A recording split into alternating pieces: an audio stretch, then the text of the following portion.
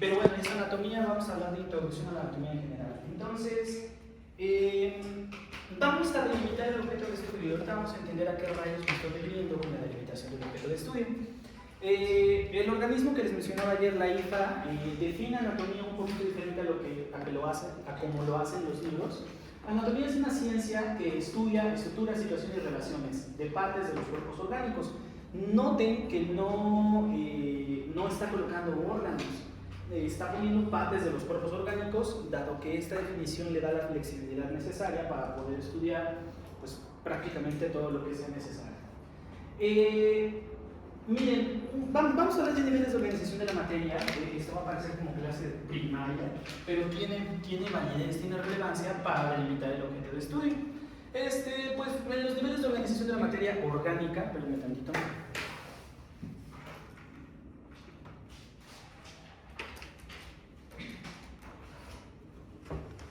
Ya, listo.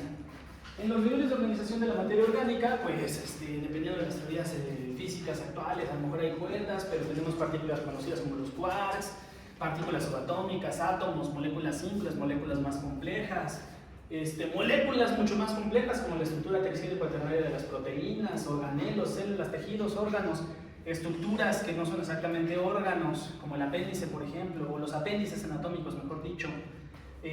Los sistemas orgánicos, el organismo, las poblaciones, comunidades, ecosistemas y biomas. Y todo eso finalmente pueden ser cuerpos orgánicos. Entonces, ¿para qué hablamos de niveles de organización de la materia orgánica en anatomía? Para saber, para concretar en qué nivel de organización es donde nosotros vamos a estudiar. Y principalmente nos vamos a concentrar en el nivel de órganos, estructuras como los apéndices anatómicos y en los sistemas. Repito, órganos, estructuras y sistemas. Doctor, a veces usted hablará de tejidos o células, tienen razón, sobre todo la anatomía de cabeza implica mucho hablar de neurona, y eso ya es irse a la micro.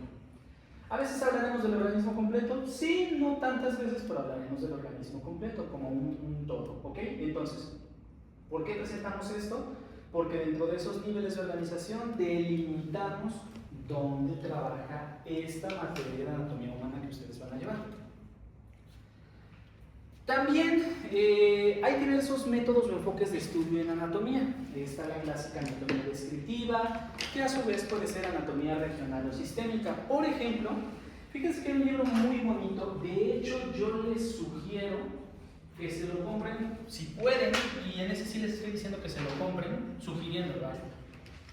Porque me parece una excelente herramienta, se llama Mininetter. Netter es un atlas de anatomía muy famoso por lo bellos y lo precisos de sus dibujos. ¿Mini qué? Mininetter, Netter se escribe con doble T.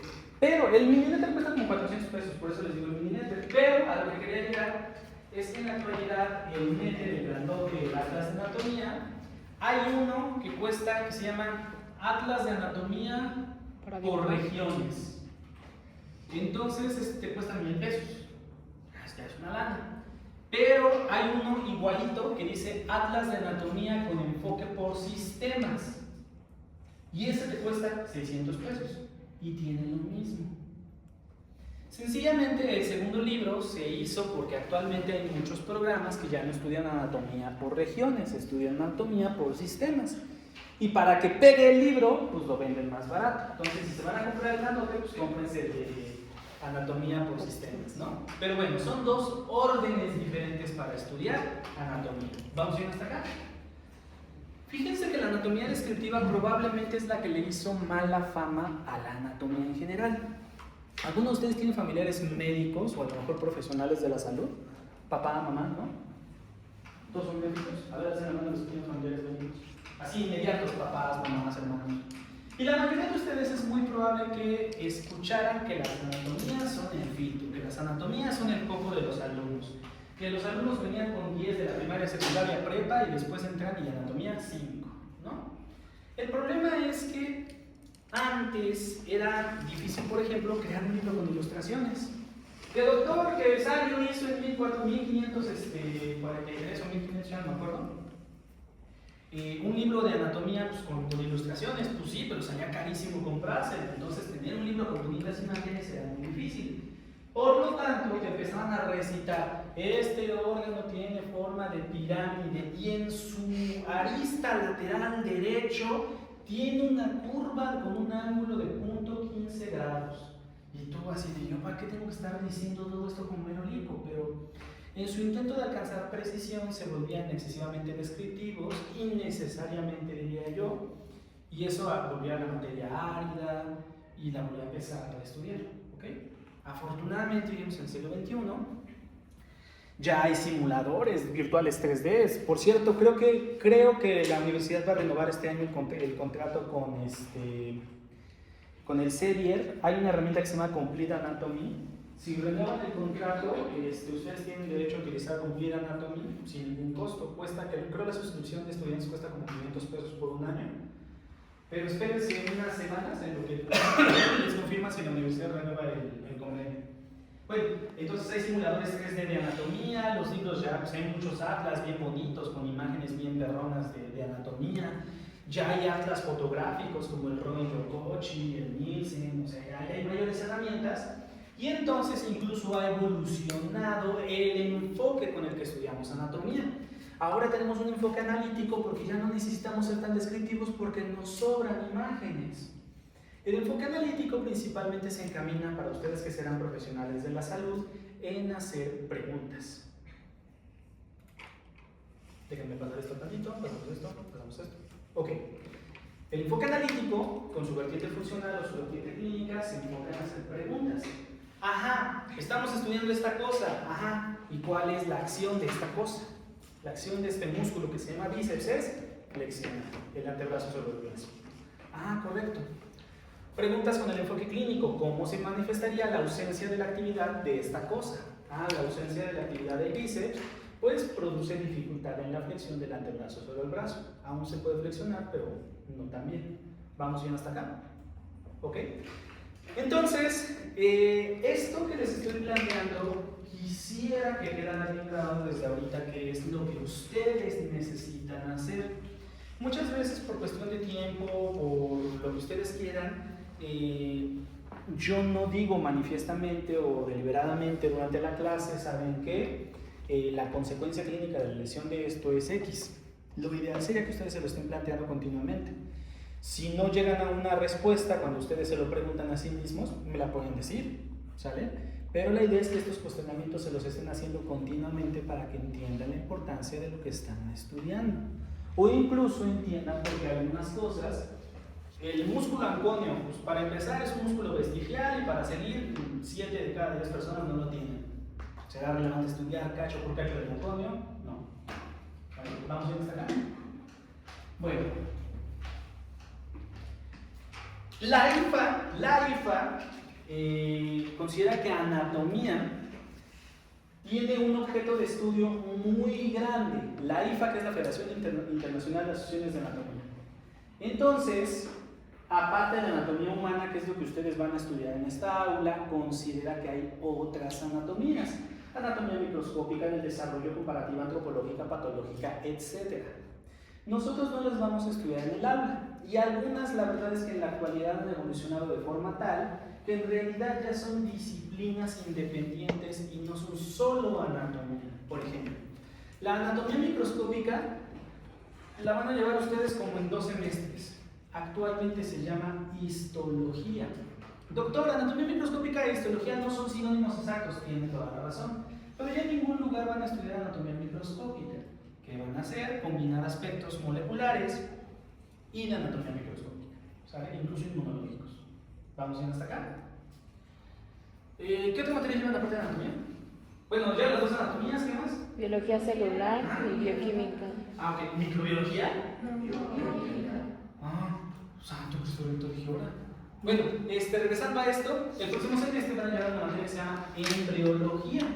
Anatomía del desarrollo evolucionó, incluyó aspectos genéticos, moleculares, inmunológicos, y ahora se llama embriología, ¿sale?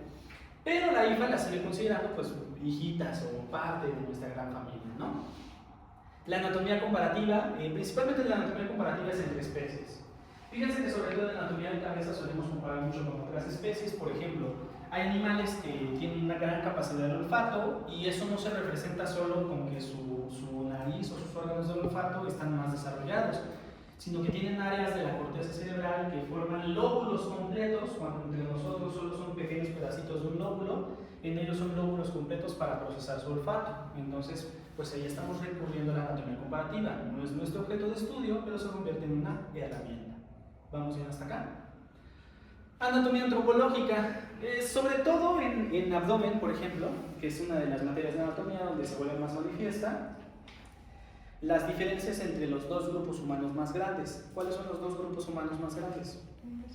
Hombres y mujeres. Entonces en abdomen también vemos pelvis, entonces tenemos que estudiar los sistemas reproductores masculinos y femeninos. ¿Ok? Ahí hacemos anatomía antropológica, que es una anatomía comparativa entre grupos humanos. ¿Sale?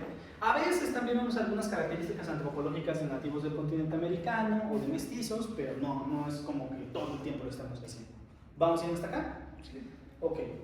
La anatomía patológica, bueno, esta sí es una materia que van a llevar más adelante, pero igual la anatomía patológica ya no es solo anatomía patológica. Vean el libro del Robbins, que es el libro clásico para estudiar anatomía patológica. Ya no se llama así, se llama morfología, no, que se llama patología estructural y funcional. O sea, anatomía patológica y fisiopatología. ¿Vamos yendo hasta acá? Bueno. Entonces, con todo esto retomamos nuestra definición, ¿sale? Anatomía es la ciencia que estudia la estructura, situación y relaciones de las partes de cuerpos orgánicos, pero nos hemos delimitado en cuanto a los niveles de organización de la materia y en cuanto a la comparación con otras anatomías, ¿sale? Bueno, de lo que haremos en esta materia. Les voy a hablar muy brevemente de la historia de la anatomía. Vamos a mencionar a dos personajes que son vitales o fundamentales en la anatomía. Uno de ellos es Galeno y el otro de ellos es Vesalio. Fíjense que Galeno fue un médico del Imperio Romano, de la época del Imperio Romano, pero durante su actividad era un tabú trabajar con cuerpos humanos. Era prohibido, era mal visto. Entonces, Galeno sí fue un gran estudioso de la anatomía, pero para poder hacer sus tratados o sus investigaciones en anatomía, pues no utilizó seres humanos, utilizó animales. Esto produce que haya algunos nombres de estructuras en la actualidad que de momento, oiga doctor, ¿por qué la interventricular posterior del corazón se llama interventricular posterior si está abajo? Es que Galeno lo estudió en una res y la res tiene esa interventricular atrás. Ah, ok, y desafortunadamente no se ha cambiado eso en anatomía, ¿no? Entonces, Galeno fue probablemente el anatomista más influyente hasta antes de la centuria de los 1500. Déjenme acordarme aquí nada más. Estoy en duda, pero estoy casi seguro de que en 1543, me estaré equivocando por un par de años, Nicolás Copérnico publica De Revolutionis, que es donde desafía la teoría heliocéntrica, pero no es el importante. El mismo año en el que Nicolás Copérnico desafía la teoría heliocéntrica, un tipo llamado André Vesalio publica un libro que se llama De Humanis Corporis Fabrica. En este publica los resultados de estudios en disecciones anatómicas hechas con una metodología muy aproximada al método científico y además son una revolución artística. Fíjense, de hecho ahorita con la remodelación del anfiteatro lo van a ver en una de las paredes, nada más que despegaron la lámina.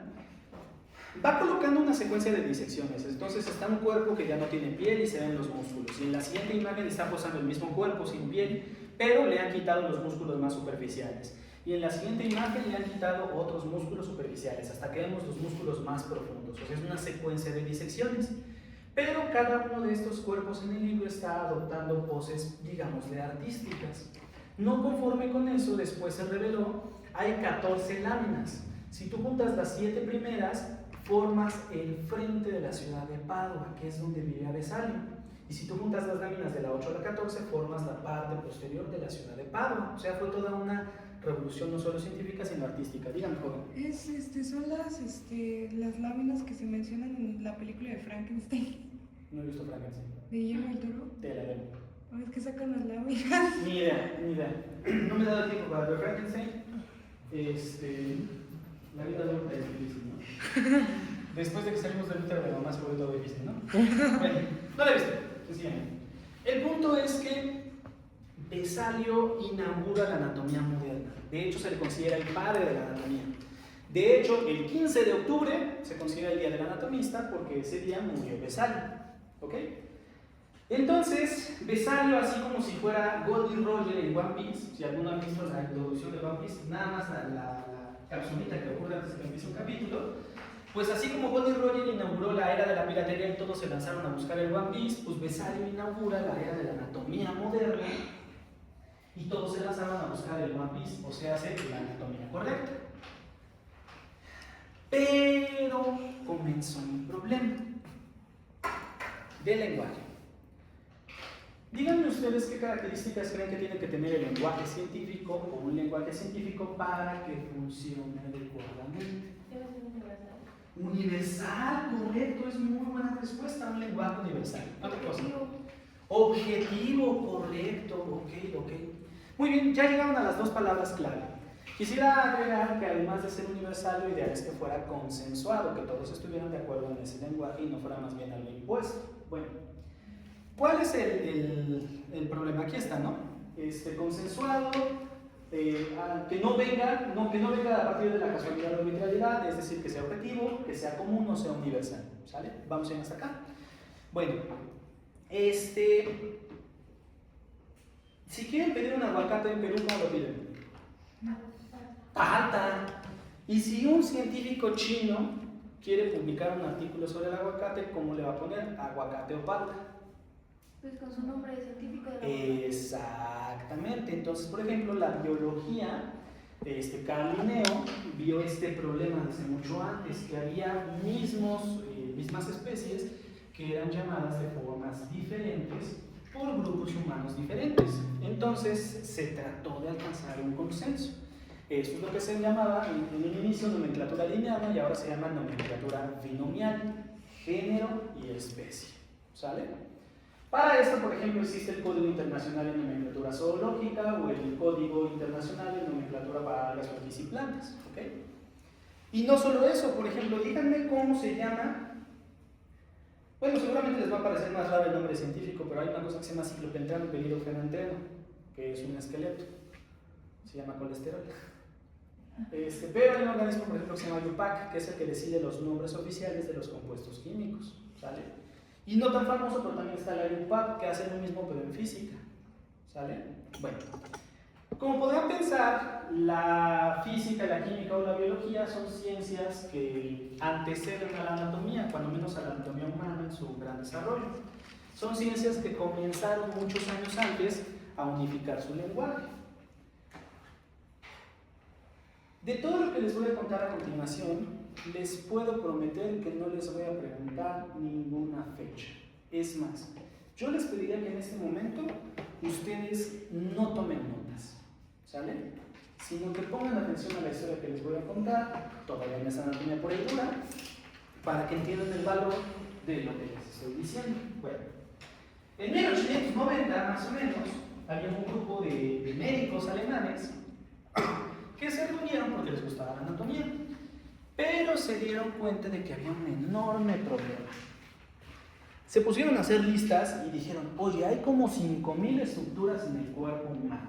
¡Órale, qué chido!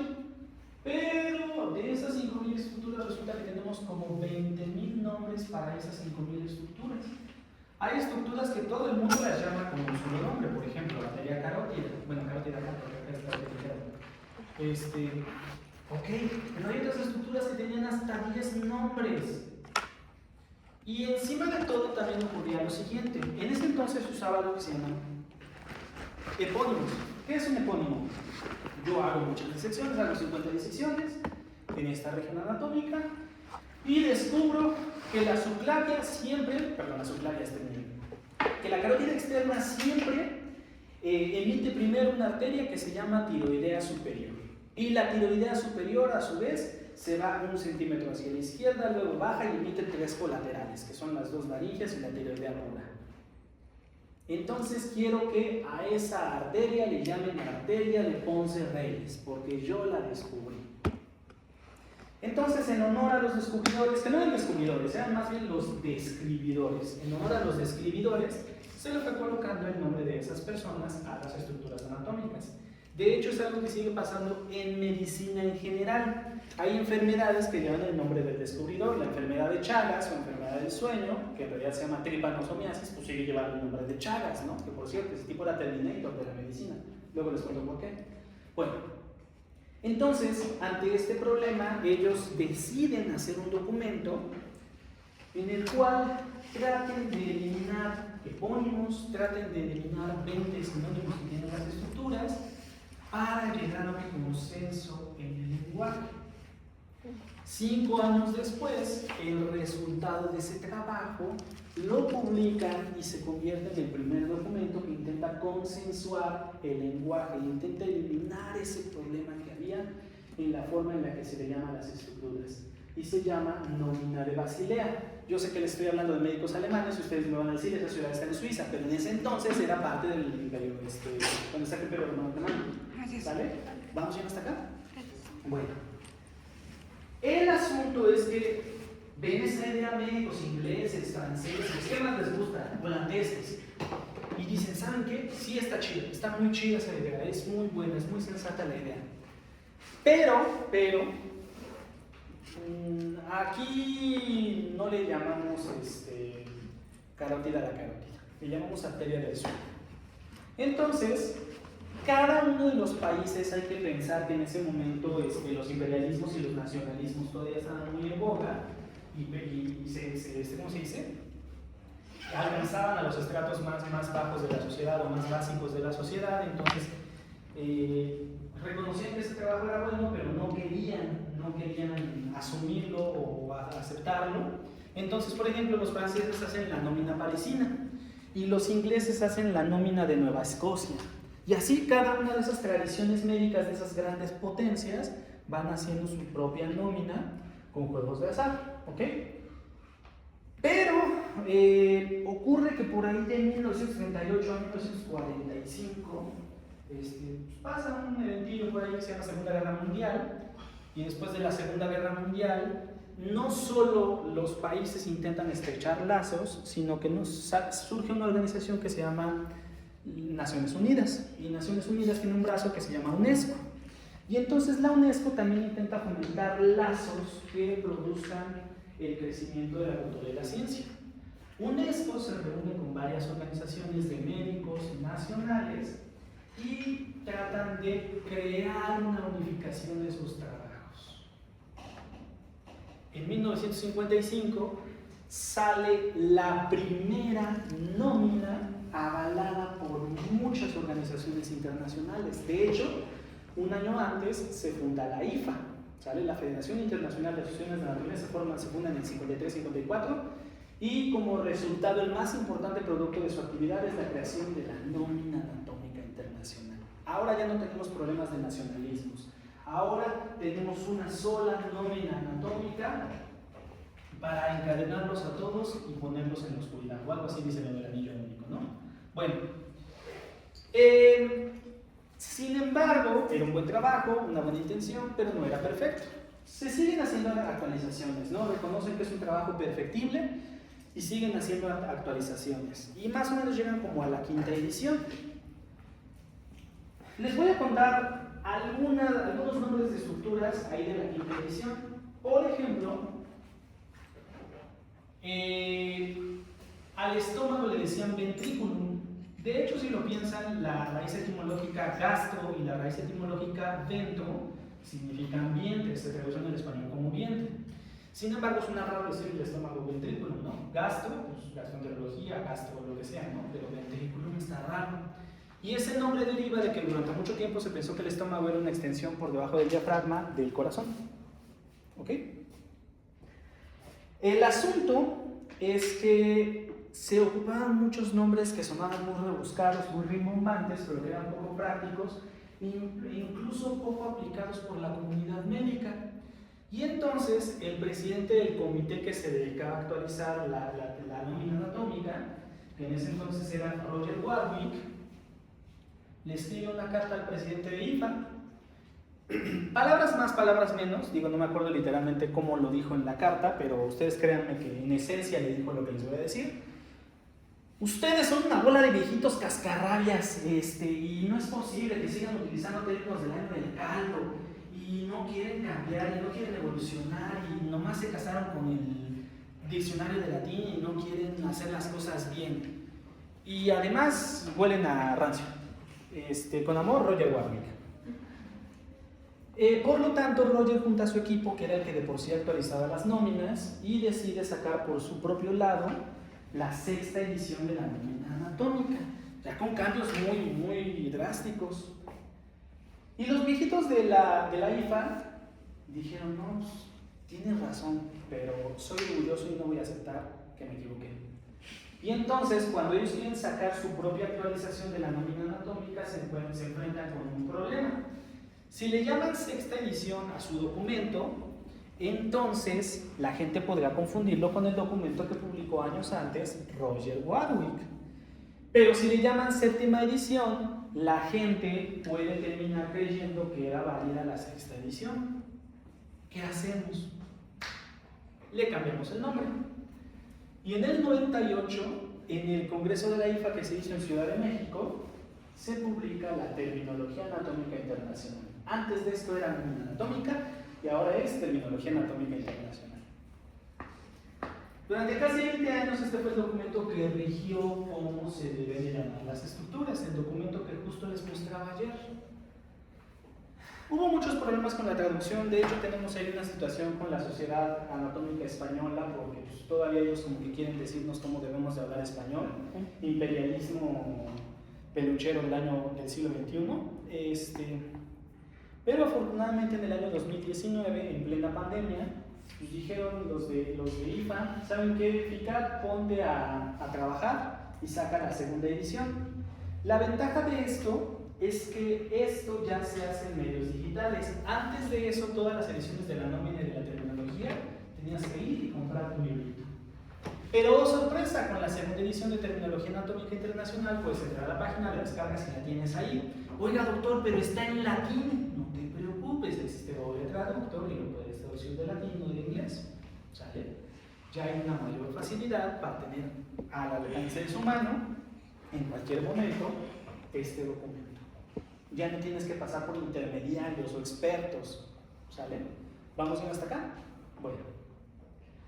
Este es el documento que rige los nombres de las estructuras. Aunque con ciertos defectos, solo hay 3 libros que se han adaptado a este estándar: Latarjet, Gray y Moore. De ahí en fuera todos los demás libros pueden estar muy bonitos, pero no se han adaptado a este estándar. Siguen llamando a las estructuras con nombres del año del caldo. Y miren, ¿por qué les planteo esto? A menudo me ha ocurrido, afortunadamente ya tengo alumnos que ya están en el internado, algunos en el servicio. Doctor, yo sé anatomía, yo estudié anatomía, me bebí el libro, pero llegué a cirugía y el maestro se la pasó pendejeando. El maestro me dijo, a ver, el de neurocirugía, dime dónde está el brazo de Bradley. Pues no lo supe, y me preguntaron un montón de epónimos, y me preguntaron un montón de estructuras, y no lo supe, y el maestro me humilló por no saberme los epónimos. Bueno, la primera cuestión es, ¿tu maestro le aplicaría mercurio para tratar sífilis a alguien en la actualidad? No, entonces si se actualizan tratamientos, ¿por qué no se actualiza el lenguaje? Tienen que entender que a pesar de que muchos cirujanos, y es concretamente con ellos porque es donde es más manifiesto, pero en realidad probablemente todos los médicos viejitos lo hagan, a pesar de que utilicen esos nombres, no desde hace 5 años, no desde hace 10 años, desde hace más de 120 años, se eliminaron los epónimos del lenguaje, se actualizó el lenguaje. ¿Quién es el necio que no se quiere adaptar? ¿Ustedes o ellos? Ustedes a partir de este momento no solo van a aprender anatomía, se van a convertir en avatares de la defensa de la terminología anatómica internacional, del correcto lenguaje. El correcto lenguaje es una parte fundamental para tratar bien a sus pacientes, ¿sale? Y se van a dar cuenta que este problema no solo ocurre en anatomía, ocurre en todas las ciencias médicas. ¿Vamos bien hasta acá? Bueno. Contando todo este chisme, estas son las bases con las que se eligen los nombres en la actualidad en la terminología anatómica internacional. Les voy a mandar el documento, lo van a descargar y les voy a enseñar un poquito cómo se utiliza el documento para que encuentren los nombres. Pero vamos por ahorita a hablar de otro aspecto de unidad, de consenso, de universalidad. Y se llama posición anatómica. Vamos a hablar de cosas ridículas, pero ¿alguien puede decirme cuál es la posición de la mano con respecto al cuerpo humano?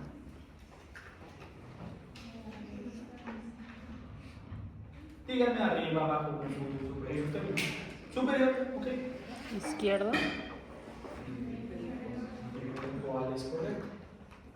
Pues las dos en ese contexto en el que lo estamos analizando. Por lo tanto, necesitamos un consenso ya no solo en el lenguaje, sino en la referencia. Vamos a otro ejemplo. Mi nariz con respecto a mi nuca está ¿dónde? Posterior, ¿no? Adelante. Adelante. Pero si estoy acostado, arriba, ¿ok? Entonces necesitamos consenso en la posición de nuestra referencia, ¿sale? Al final tenemos casi siempre a los pacientes acostados, pero nuestra referencia es en un sujeto de pie. Bueno, pueden encontrar esta definición con cambios ligeros en la forma de expresarlo, ¿sale? Entonces vamos a extraer de aquí los puntos importantes para que ustedes sepan la posición anatómica. Bueno. Hablamos de un sujeto que se encuentra de pie, ¿sale? Que se encuentra en bipedestación.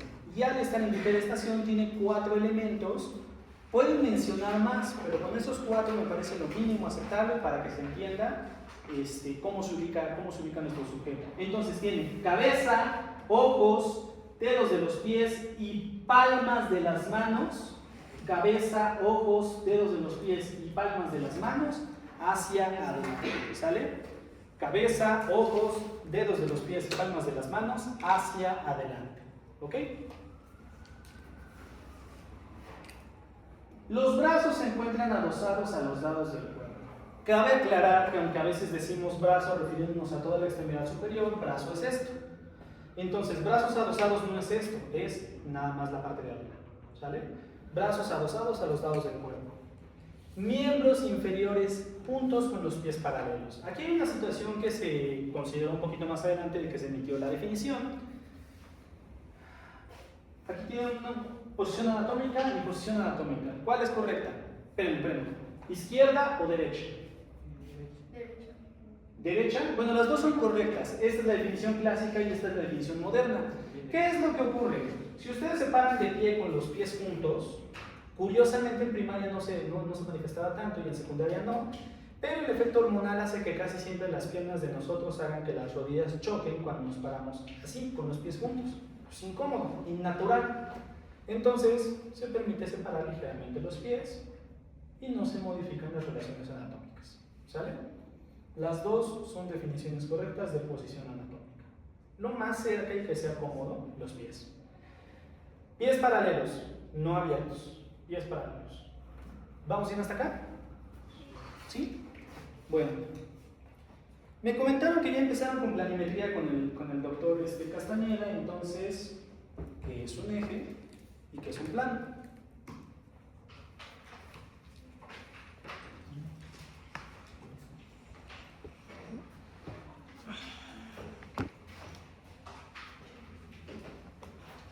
Como que no les veo ganas de participar, muchachos. ¿Qué es un eje y qué es un plano? Técnicas de enseñanza antiguas con métodos modernos. Dígame. El plano es la dirección. Ok, el plano no es la definición de plano, pero sí es su función. Divide, tienes toda la razón. El plano divide. Muy bien. El eje es la dirección de... También no es la definición, pero es su función. El eje localiza. Esperen un tantito. No sé por qué se me atrasó esta diapositiva. Ok. Un eje es una estructura unidimensional y su función es ubicar o localizar. Un plano es una estructura bidimensional y su función es delimitar. Aunque cabe aclarar que en la actualidad plano tiene más funciones. ¿Sale? ¿Vamos bien hasta acá? Ujú. Bueno. Nel, una lata.